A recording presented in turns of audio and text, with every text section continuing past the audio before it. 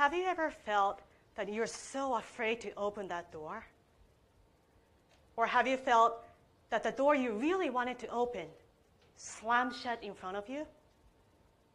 You know there's light behind that door, but somehow something is blocking your way to that door. And that something is your own thoughts. A number of years ago, the National Science Foundation estimated that our brains produce as many as 50,000 thoughts per day, and 70 to 80% of which are negative thoughts, which means we have about 3,000 thoughts per hour when we're awake, about 50 per minute, and that's almost one thought every single second. Now, I've been speaking about 1 minute now, so you must have had about 40 negative thoughts already. And I hope those are not about my speech. But this is when you're in an average situation. But what if you're faced with a very negative situation? Your thoughts could be 99% negative, right? You can only imagine how big a damage it'll give you. But what if I told you that you have the power and ability to shift that 99% negative to possibly an unlimited potential? Now, I'm not a scientist, I'm not an inventor, I'm not a world record holder of any sort. I'm just an ordinary person like you. I'm standing here because, without any title or role, but because I have one strong belief. A belief that we all have the power to maximize our potential by shifting our mindset. The belief that actually gave me a miracle. Today you will discover two simple yet very powerful techniques that you can start using today to cause the shift. My friends may laugh at me now, but I used to be a hakoiri musume. You know what I mean? Well, in case you didn't catch that, it is carefully, gently raised princess in a little pretty box. I had nothing to complain about, but I wanted to see the world. I wanted to see what's beyond that little pretty box. So back in 1993, I decided to go see the world. So I went to St. Louis, Missouri. Waseda University sent me there. So I spent 1 year as an exchange student in St. Louis. But back then, my English wasn't so great. I used to feel so intimidated and embarrassed to speak up with my broken English. I used to be like, I don't want to speak English, but I have to improve it. But it's so embarrassing if I open up my mouth. Almost every other night, I closed the door behind me in my dorm and cried from frustration. 2 months have passed. One Friday night, my dorm had a party. I was living in a freshman's dorm. And you know freshmen. They're finally free and independent from those long-time roommates called mom and dad. There was only one thing they dreamed of doing. What is it? Get drunk and party like crazy. So they were blasting music and beer bottles and pizza boxes spilling out of the trash can, and people were screaming and laughing. And I just wanted to escape from those drunk native English speakers, because they spoke even faster when they're drunk. Lots of slangs. You know, I didn't even used to know the most basic slang at that time. People would come up to me and say, hey, what's up? And I would be like, what's up? Up where? What's up there? I mean, seriously. So I managed my way through the crowd, almost. Then there was this guy, Nate, from my floor, blocking my way. He was already smelling like he just took a shower with beer. And Nate wrapped his arm around my shoulders and said, hey, Natty, how come you never socialize with us? that was like a verbal knife to me. My frustration was at its peak. I was losing my confidence, and I was feeling like I shouldn't have come to America. Maybe it was too early. Maybe I should have waited until I mastered English. I was feeling like a water-filled balloon ready to explode. And Nate popped it. I burst into tears in front of everyone. What a party spoiler. I hated myself even more. But I tried so hard to put my English words together. I want to socialize too, but my English, embarrassing. And then Nate said something that really struck me. But this time, it wasn't a verbal knife. It was a wake-up call. So what? What? So what? Who cares about that? Besides, your English is just fine. The last thing I expected was to learn something meaningful from this heavily drunk freshman. But this so what made me realize that I was the one, and only one, who was limiting myself. I can't speak English well. So what? It's embarrassing. So what? They don't even care about that. But what if people think I'm dumb? So what? Who cares about what other people think? So what? This was such a simple question, but so profound that it started to shift my negative thoughts and gave me some courage to take actions, baby step at a time. So a few days later, I decided I'm going to open up my door, literally. Whenever I was in my dorm room, I left the door slightly open so that people can peek in and say hi to me. I decided that I'm going to say a little more than hi.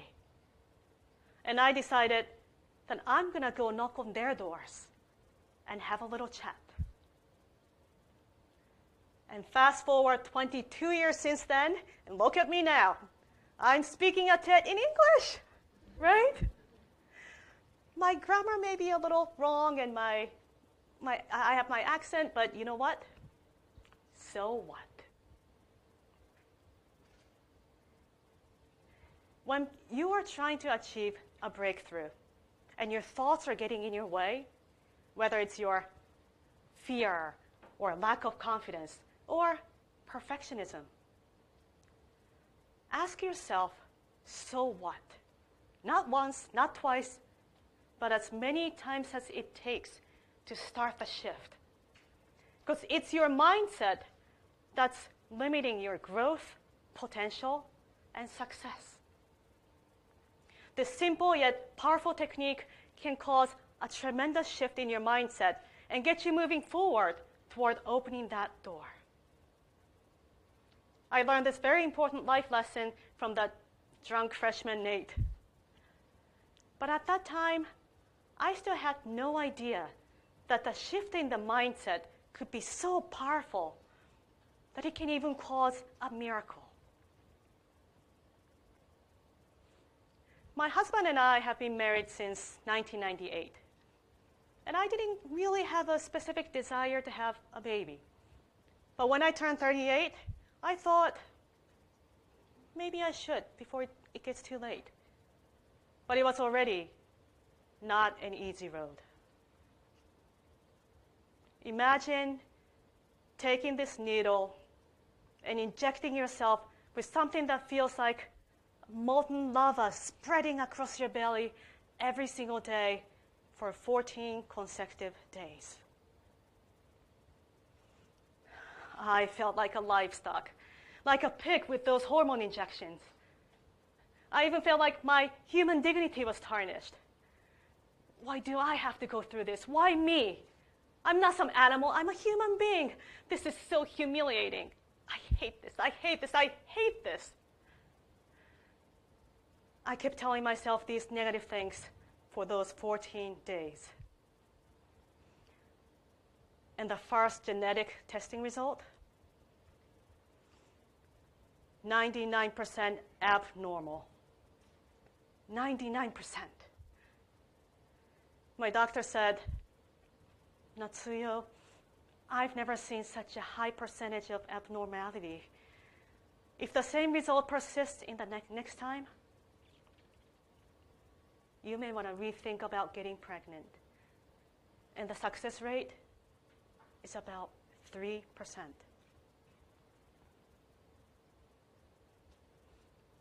I took it well, or so I thought. I went home, and all of a sudden, this sense of despair crept in. It felt like the door just slammed shut in front of me. I collapsed on the floor and just couldn't stop crying. Tear streaming down my face. And I realized that I really wanted it to happen. 99% abnormal. How could it be that negative? But you know what else was so negative? My thoughts. Every single day, I was contaminating my mind with all those negative words. No wonder the result was so bad.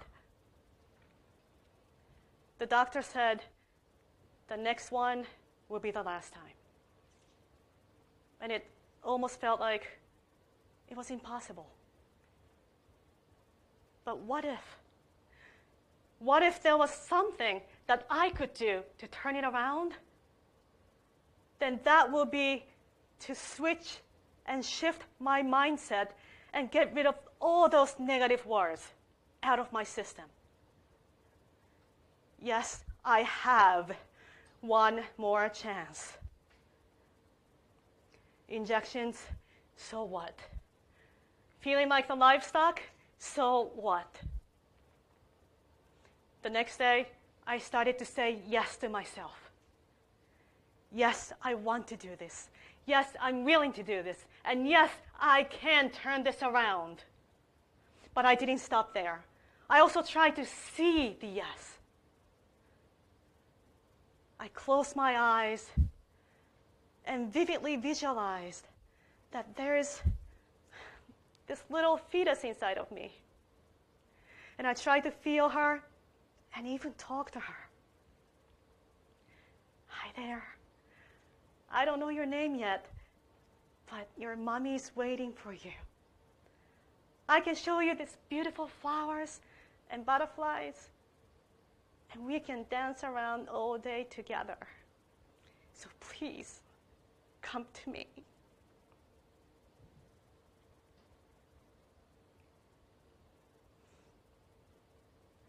I lived in the yes for the next 3 months. And the next testing result, 99% normal. You know what the doctor said? Oh my goodness, this is abnormally normal. This is a miracle. So let me introduce you to that miracle. I know. But since this moment, I became a firm believer that every ordinary person has a power to unleash the sleeping potential by living in the yes. Our thoughts are naturally 70 to 80% negative. No, I don't want to do that. No, I don't like that. No, I can't do that. But if everyone in the whole world is telling you, yes, you can, but you are telling yourself, no, I can't, who's going to win? You. So the only way to reprogram your little conversation in your head so that it's in the alignment with a person you want to become or success you want to get and the life you want to have is to train yourself with a technique to mindfully say the yes and see the yes. When you say the yes, you feel it. When you see the yes, you become it. Trust me, I'm the living example. Do not underestimate the power of your thoughts. Miracle is not something that falls from the sky. It's something that you drive. So say the yes, see the yes. And if any doubts come up, so what? Keep seeing the yes so you can live in the yes. Then the negative 99% will shift to positive 99% and possibly unlimited. Thank you.